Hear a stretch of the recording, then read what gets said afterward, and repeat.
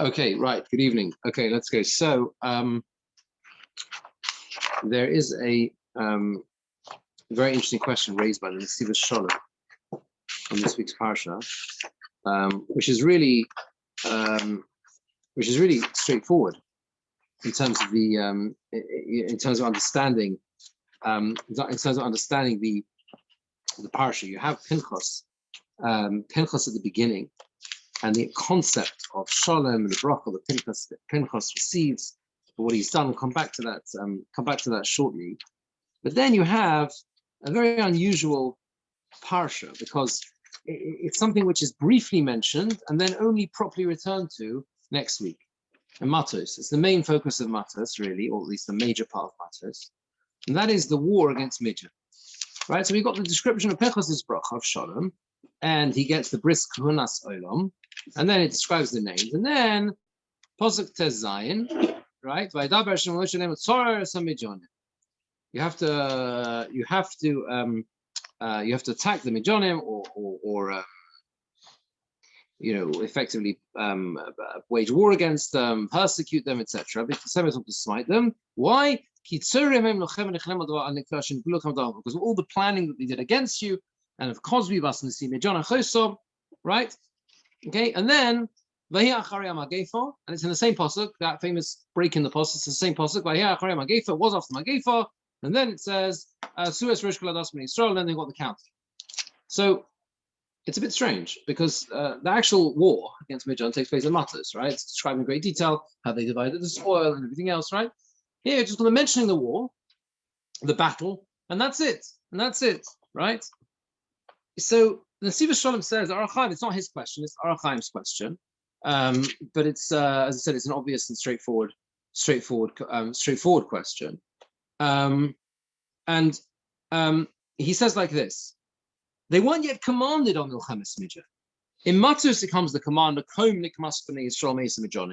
you can't even say that there's a sort of the command is here and they carry out there. It says clearly in Parshas Matos, that's where they have the war of vengeance, and that's where the battle itself is described. So what is this mitzvah tzoror es hamidyanim? And you have to say that this command, tzoror es hamidyanim, right, to cause pain, to trouble to the midyanim, must be a separate command. So something else entirely. That's very interesting. What should it be? What could it possibly be?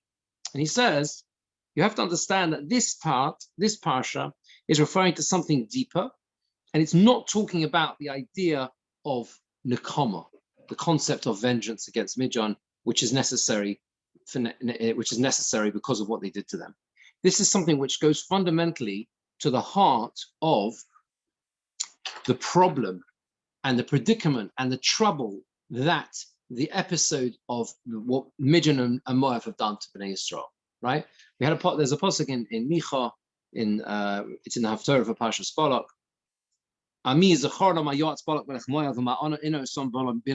The advice what Balak wanted to do and how Bilam responded.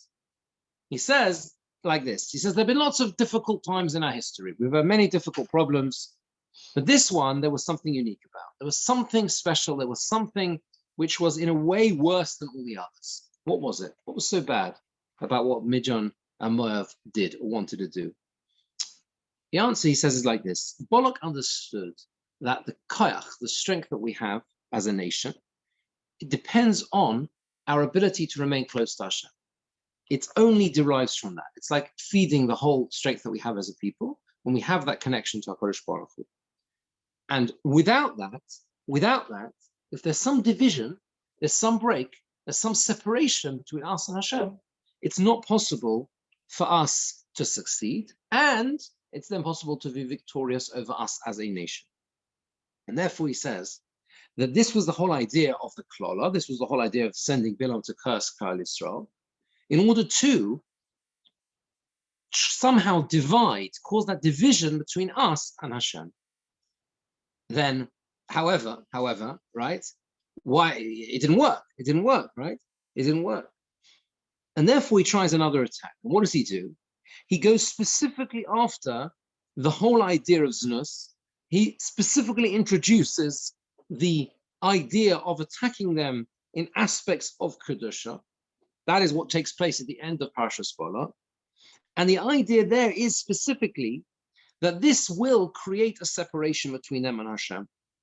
He says it's impossible to have true, deep, solid emunah without also being very strong in the concept of Kedusha and the concept of making sure that our moral standards remain pristine. Because without that, our emunah is drastically affected as well. He makes a striking statement. He says that if these matters are affected, if our moral values fall, specifically in areas of Kedusha, of holiness, what happens is we then end up having doubts in emunah as well. It all follows through from that. And he says that essentially every Jew is a ma'amin b'nei ma'amin. Ma'amin b'nei ma'amin, that's what we are. It's just that life gets in the way, basically. And you know, the perils of mortal existence can affect that and drag us down. And that's what Bilam tried to do. That is what Bilam tried to do, create that division, create that period, create that separation. And therefore, that is why when it comes to what Pinchas does, he manages to stop this. He manages to stop it in its tracks and ensure that we remain connected by removing the issue, removing the problem. One fell swoop. That's what he does. But there still remains a need to fix it, to fix the damage that's been done. And when Hashem tells the Bnei Yisrael, he says that Toras Chaim understands that this is a command not to wreak vengeance against Midian. That will happen later. It's a deeper, if you like, spiritual idea that goes to the heart of what they need to achieve as a people. It means to remove those factors which cause us to do the wrong thing. Soror really means to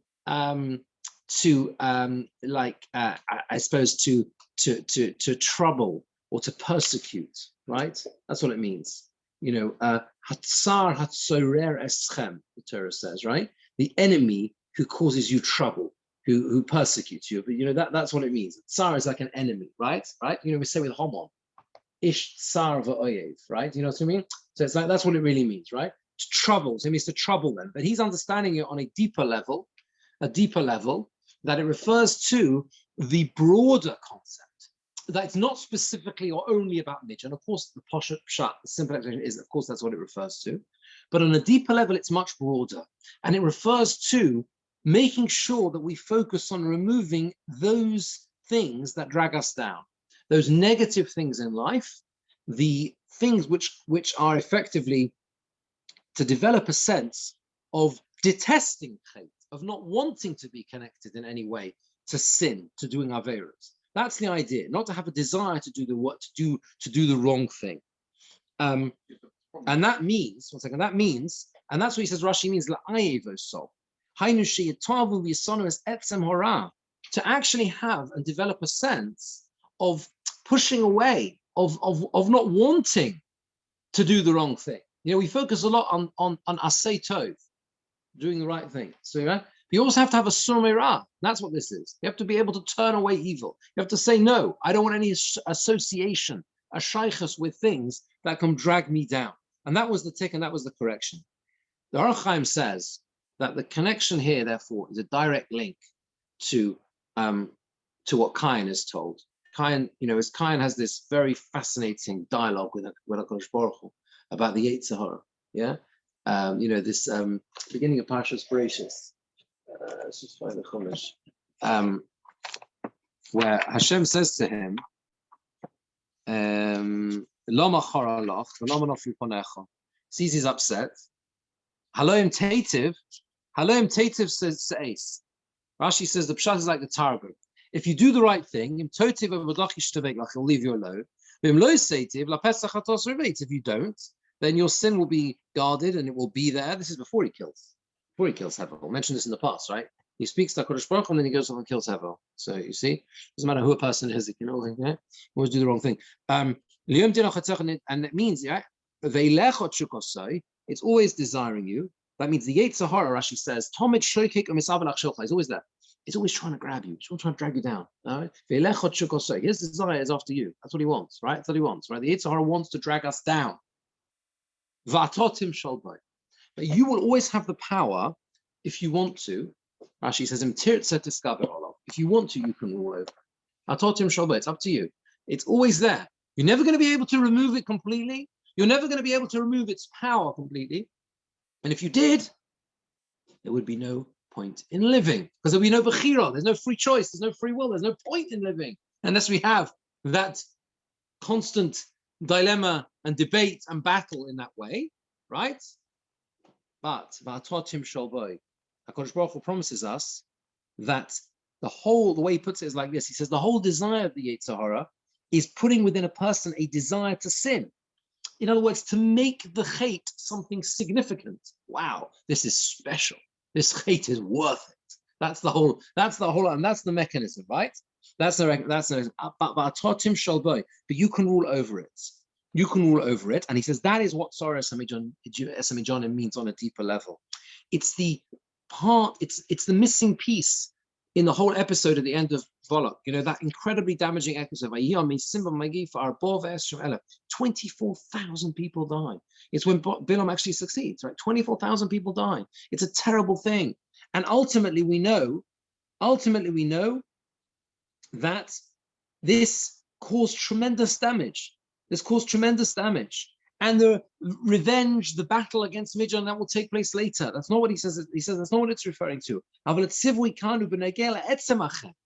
It's talking about the sin itself. We'll deal with the Midianim later. First, let's deal with the problem. The problem is you were dragged down by your base instincts, by the way they were able to tempt you with the Benos Moav, and ultimately we know that was only for Avodah Zarah. Right, that was the whole idea. The Medrash says that famously, right? The whole thing was to get them to Baal Pa'ar, that was to get them to worship Pa'ar. It was the whole idea, right? They were dragged down in the depths of despair. How are we going to lift them up again? How are they going to be able to recover, right? How are the Bnei Yisrael ever going to be able to recover from that? And that, says the Nesiv Shalom, is the response to that is this little parsha here. Sororos and Midianim. Understand that you have the ability to rule over it yourself. Va'atotim shalbay. You have the ability, you can smite them, you can be victorious. You can make sure that those base instincts and those negative traits and those ideas and those things in life that threaten to drag you down, you have the ability to rule over them. That's how the Torah lifts them up and therefore lifts us up as well.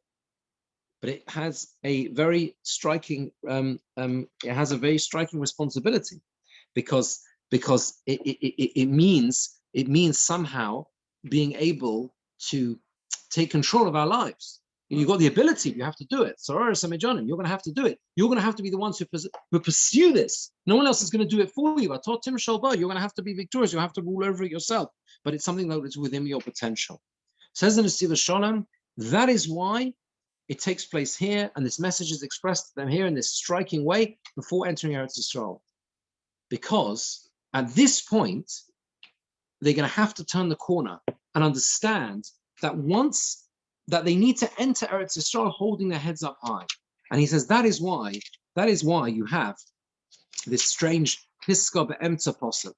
You have the interruption of a parsha right in the middle of the pasuk. Yeah, if you look at pasuk Aleph in the next paragraph, and it was after the plague.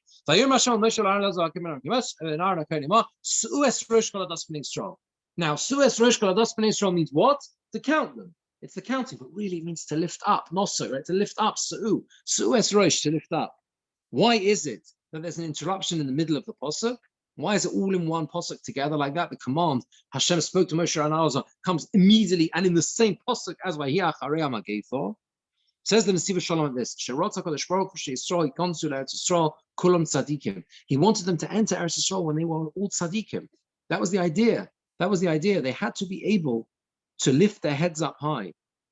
And that's why it says, after they have been able to remove that negativity, to remove that ra, the idea of Toras Chaim Parshas, after the plague, they have been able to turn around and turn things around in their lives. Then Hashem says, Su'es Rosh, lift your heads up. You can do this. You've been able to do this. You've turned away. You've been able to turn away those negative things that led you to sin. And now you can lift your heads up high. That's what happens. And it was all a preparation, he says, for the concept of Su'es Rosh Bnei, the Koladas Bnei Yisrael, to join them together, to bring Klal Yisrael together. And he says that is why, and this again answers another question. Rashi makes a big deal. If you learn the Rashi on the Parsha, Rashi makes a very big deal here about the changes in the names, right? Mishpachas hachanoichi, right? Palu, mishpachas palui, and he goes through it in great detail. What changes? Hashem's name, the hey at the beginning and the yud at the end, all the way through the family. It's all the same, right? Mishpachas horuveini, hey yud, hey at the beginning, yud, except some of them which don't need it because it's already got the Shem Hashem, right? The whole way through, right? Why is this? Why is this emphasized here? Why was it not in Sefer Bamidbar? Why in Sefer Bamidbar do we not have the same thing? Hashem's name. He says Hashem wanted because the whole point is they need to enter with that sense of kedusha, that pride in who they are. That you can achieve this level of kedusha. Think about it. This is the moment when they will least expect to be considered like that, right? They've just fallen in the worst possible way with the Benos Mayav and the Nus Navidas Zorin. They've gone through a really bad patch. All of a sudden Hashem says, I'm changing your name to put my name on yours. Because it doesn't matter how far you fall, you can get right up there and you can get to that level. And that is what is going on here. That is why it is there to give them the best possible chance, the best possible start in life. And the Sivas Shalom finishes off. He says that this parsha teaches us the pathway towards completeness in tshuva. We call shleimus hatshuva. He says, Eitzel Yehudi yeshnam harbe zman tshuva, v'hem mois tshuva v'shov mirasoi, u'boter lelamid shigam la'achash osot tshuva. Kolod einu masni ba'atmes or ravas ora. Then he can't achieve things. It's not tshuva shleima. He says, what is tshuva shleima? Tshuva shleima is not just saying, I'm going to now do the right thing, but it's also having a sense of not wanting to go near the negative side, right? To turn away from it actively, to be masni horaz, to be soni asara, to detest the ra, to detest the things that are negative, the things which drag us down. That is what it is. To have the ability to believe that you will be able to overcome is a tremendous force for good in life. And that, he says, is the message of Toras Chaim Parshas. And then Simon doesn't bring this next to it, but I think it's a nice connection to it. The Chaim Parshas Torah notes the following. If you look at the families in the whole long list, there's a long list of all the different numbers in the Shvatim, okay?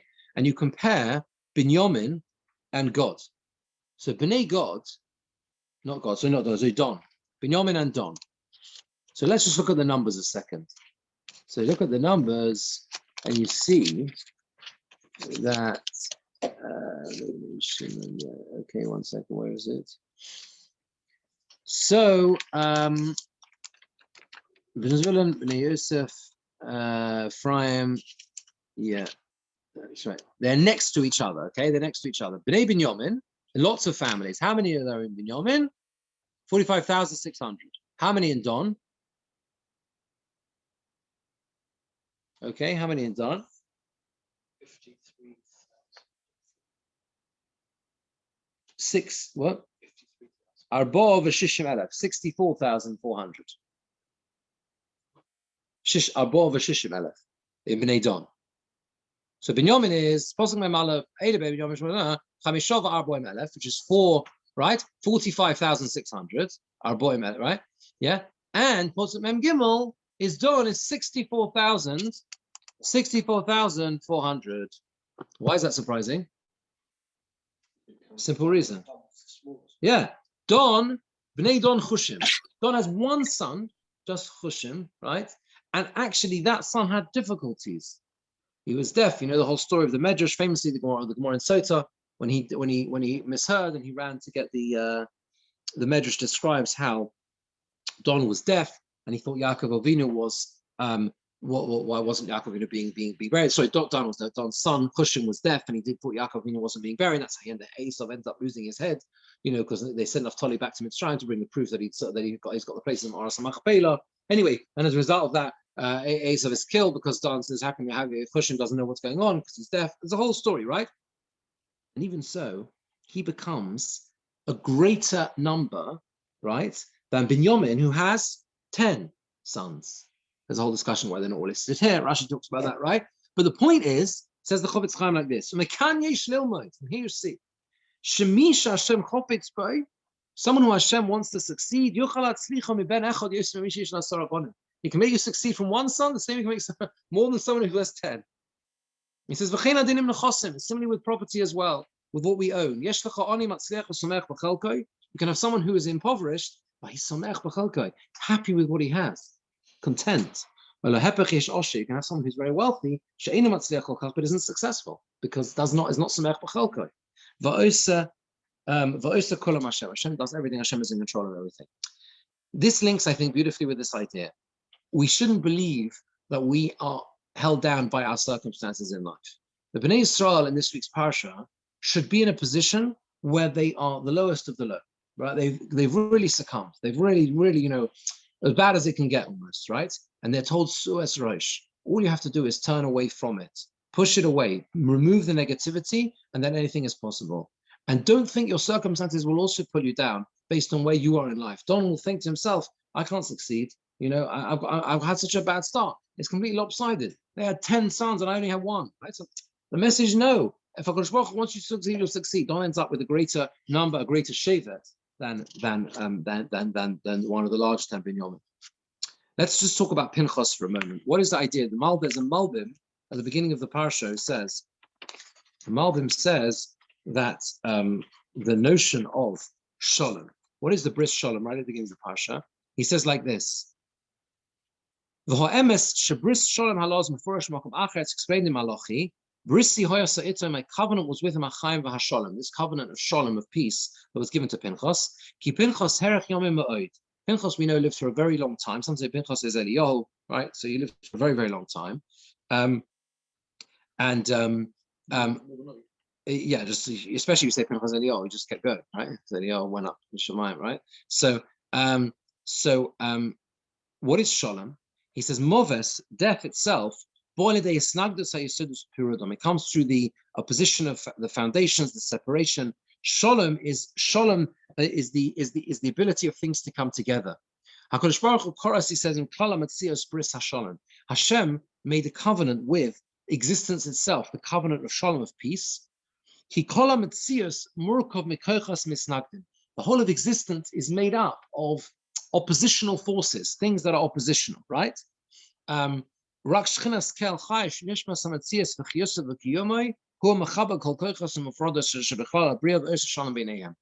says like this: if you look at creation, you look at the world, right? Let me just press the button on the icon really, because I think it goes on. Yeah, thanks. Right? If you look at the world itself, everything is oppositional. Everything is in direct opposition to each other. Everything is competing for territory, competing for space, the natural world. Everything is against each other. How does it work? How do we achieve a sense of balance, of izun? How do we get that, right? How do you get a sense of balance? Only because HaKadosh Baruch Hu creates shalom. Hashem brings them all together and makes peace amongst them. Pinchas is someone who lives longer than anyone else, and therefore he represents, and that is the bracha of shalom, because the ultimate, if you like, separation and terminal end is death itself. Pinchas lives longer than everyone else, and therefore he is the ultimate representation of shalom, the ability to maintain that balance through the life that he lives. So the bracha that Pinchas is given, effectively according to the Malbim, is a bracha of being able to find balance in life and to keep that balance going. It's a tremendous bracha to be able to have balance in life, to be able to ensure that one retains a sense of balance. It's very, very hard to do that, because we're pulled in so many different directions. We are challenged in so many different directions, right? So we always feel like, sometimes we always feel like we're in a sort of game where we're chasing ourselves in life. And one thing then, okay, so I'm going off in one direction, this is going to pull me in that direction, that's going to pull me in that direction. Finding a balance and maintaining a sense of direction and that sense of balance in life is a tremendous bracha. According to the Malbim, that was the bracha that Pinchas managed to achieve, right? They managed to achieve a sense of balance with all those oppositional forces. That's how he lived so long, because he kept everything going in a state of balance in that way. Someone else in the parsha we see who was able to achieve that sense of balance is Moshe Rabbeinu himself. When the daughters of Tzlofchad come to Moshe Rabbeinu, right? Why does it say, So Rashi says, right, Nisal Malach Men, right? The law was in from him. Why? Because he took an Atara Loma Dova Shekshem Ekem Tagovin line. Dvarim, he says, anything that's too difficult for you, bring to me. Here, he's repaid in that way. Okay? That's one pshat in Rashi. Second pshat is because they deserved it. They deserved this parsha should be written through them. They wanted a chelek in Eretz Yisrael. They were considered tremendously. They had tremendous merit because of that, and as a result, the parsha is written through the Bnei Shalom. There is a sefer though called it's by Rabbi Yechiel ben Yechiel Halevi Epstein. It's called Tosefes Bracha, and he says this. He says like this. He says you can maybe suggest a different pshat. What did they say to Moshe Rabbeinu? They said that Hulo Hayabat Das Korach. They come along and they say to Moshe Rabbeinu, Avinu Meis Bamidbar, okay, the Hulo Hayabasecho Eda Hanoedim Al Hashem Adas Korach. We want to state that he was not included in the Adas Korach, okay? And they say Kibecheto Meis. He died of his own sin. There's a whole question what that means. Was he the Makoshish Eitzim, right? The wood. What exactly? Who was this individual? Who was Sulafchat? But there was another problem. Once they had said he wasn't part of Korach, okay? There was a concern that Moshe Rabbeinu himself might, or he was worried that it might be considered taking a bribe, shoichat, right? If he would himself judge the case. He had to recluse himself from the case because of those words. Why? Because sometimes, and we see this in the Gemara, you can even have a case of shoichat devarim. There's a Gemara which says, there's a Gemara in Ksubas actually, which says, even a bribe with words. What is the case of a bribe of words? So Shmuel, the example the Gemara gives a story. Shmuel is going across a bridge or a type of a barge that used to carry them across the river. Then a man comes along and gives him a hand onto the barge, onto the river to help him to cross over. Omalo Shmuel, says the Gemara, why am I deserving of this? Omalo Dino Isli Gaboch. I got a case coming up tomorrow. Says I got a case and you're based it. So I thought I'd just help you across the river. Day before. I now can't judge the case. Right? Because maybe subtly I will be influenced in some way because you helped me today. So I'm going to somehow subtly, tilt the case in your favor. And there are other examples of this as well. And he says that that the Chazal express this concept of shochad dvorim, even though there is actually an action. You can have a concept, he says, that you can have a bribe that takes place with words alone, and that itself can. Now, we're not suggesting that Moshe Rabbeinu would have therefore judged it in the wrong way, but it shows, according to this pshat, the strength of character of Moshe Rabbeinu to recluse himself from the case. Korach and Korach's war against Moshe, his battling with Rabbeinu, hurt Moshe Rabbeinu incredibly deeply. You see that from the thing, right? The fact that Korach could stand up against him and fight him in public in this way, right, for his leadership and for the leadership of Aaron, was something deeply distressing for him. As soon as they said the words, he wasn't part of Adas Korach, there's something there, perhaps, or subtly, which is, he's on my team. So of course I've got to help his daughters, got to help him, got to help him out. Look what he did for me. He didn't join Korach, right? So if he recluses himself, I crave Moshe's mishpaton lefnei Hashem. And I think this links very nicely to the idea of this pshat in Pinchas and Shalom being able to find balance in life, right? Because for Moshe Rabbeinu to make that instantaneous decision to say, I can't judge this case, even though it looks and it is recorded forever in the Torah as if, don't know the answer, yeah? It wasn't, according to this pshat, he didn't know the answer.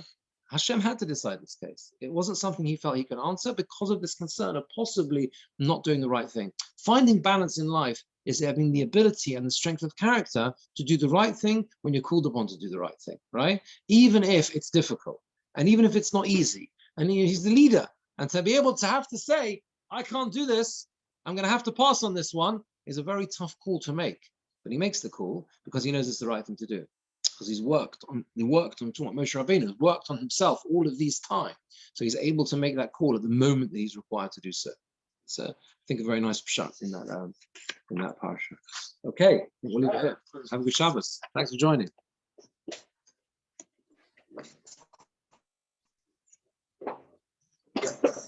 Can I give one idea, Rabbi? Of course, Danny. Delighted. When you were speaking about Su'u es Rosh, Su'u actually Yes. literally means lift up. So there's also the aspect of raising up. It's sort of self-confidence and self-belief. Absolutely. Yes, 100%, 100%. That's, I think, what the Nesiva Shalom is, I think, also is that exactly getting at, I think, this idea of, they, and especially because of where they are. Su'u es Rosh. That's the idea. And it's a beautiful shot. Exactly, and it's a beautiful shot. Why it's dafka there that it's in the middle of the same posuk. Yes, yeah, clever. Okay, right. Very good. Okay. Thank you very much. Pleasure. Take care. Thank you very much. Okay. Thank you. Pleasure.